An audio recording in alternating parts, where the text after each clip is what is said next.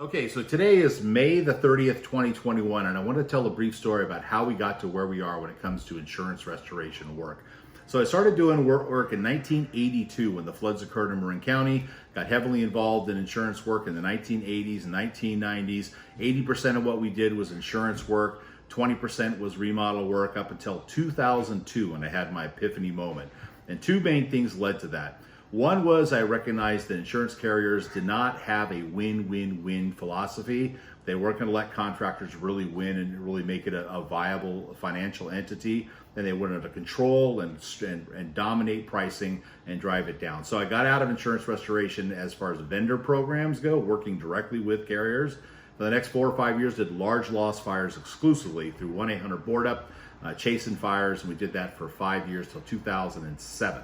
2007, the economy crashes, decided to kind of revamp everything, and that's when we changed our name to Design Build Specialist. In the 80s and 90s, we were Golden Gate Home Repair. 2007 comes, decide, okay, we're Design Build Specialists. We're going to focus on high-end remodeling, architecture work, and construction work, and really didn't want to do any insurance work. So every year we do 1 or 2 insurance losses. Maybe we really tried not to do it if at all possible. And did that for several years. So here we are now in 2021, May 30th, and I started getting calls for people who referred to me who are having real problems with their carriers, real problems in getting coverage, and it started happening over and over again. So I decided that I was going to do something about it. So started getting a little more involved in these claims. So I'm going to start telling stories of claims that I'm involved in to show how insurance carriers are behaving badly and kind of what I see as the solution to that. So be looking for those little case studies of claims. All right, so here's a claim of out in Vallejo where a neighbor a couple doors down is having a party, a bunch of kids out there, and they started shooting guns. And they shoot guns and bullets go flying everywhere. Bullets ricocheting through everything. Spots in the fence there, it goes through. You can see one bullet ricocheted into the neighbor's house. And that mark right there, the bullet hole, comes through the fence, blows out the rail in the bottom of this gate, comes up and hits the house, causes things like right there's a bullet hole up top.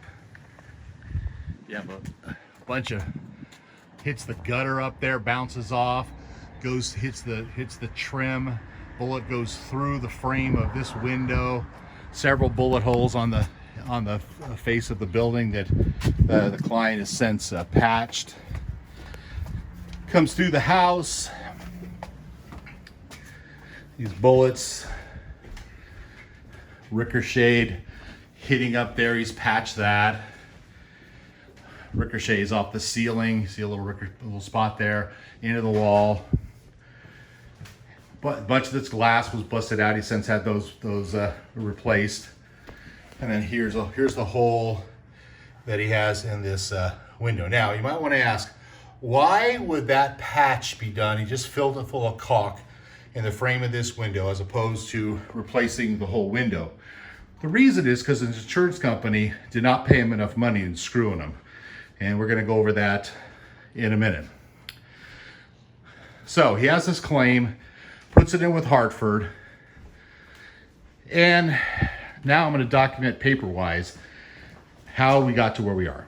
Okay, so here's the story of the claim. Here, the policyholders had a policy with the Hartford like forever, and has the claim, calls the rep from the Hartford, a guy named Justin Veal. Justin Veal, who does not send out an adjuster, does not send out a contractor, sends nobody out, just on the phone. Where was he located? Kentucky. Yeah. Kentucky somewhere. Says, Mr. Gargiola, we're going to give you $7,178 for your claim. Mr. Gargiola says, well, I don't know what the heck that's all about. I got an estimate here from a reputable Vallejo contractor. He's $21,160.75. Now, what are you going to do? So Mr. Gargiola, who referred to me, and I say, okay, Mr. Gargiola, I'll take care of you. I send him my letter of intent. My letter of intent says that I'm going to work in your behalf. I'm going to get settled with the carrier. And if I settle with the carrier, you'll contract with me to do the job. If I can't settle with the carrier, you're free to do whatever you want. That's what that letter of intent says. So I write a sheet for $22,183.81.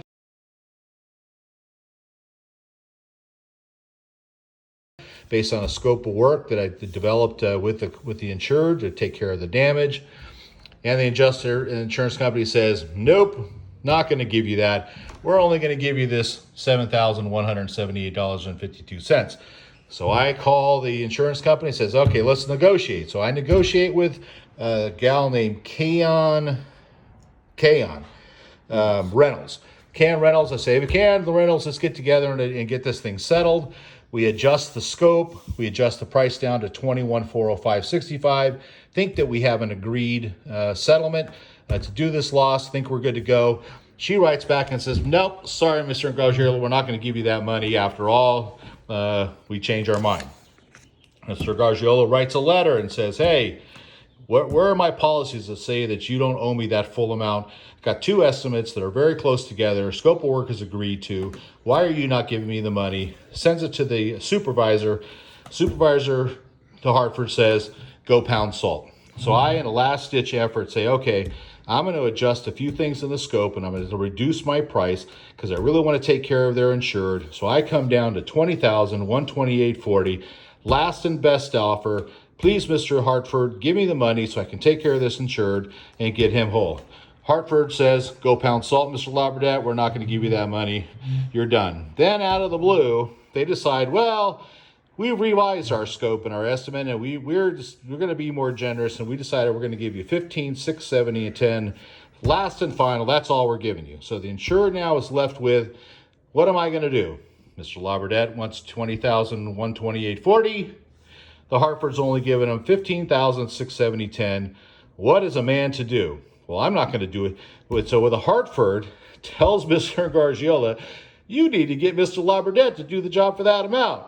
And if you hold your guns, he's going to do the job for that amount.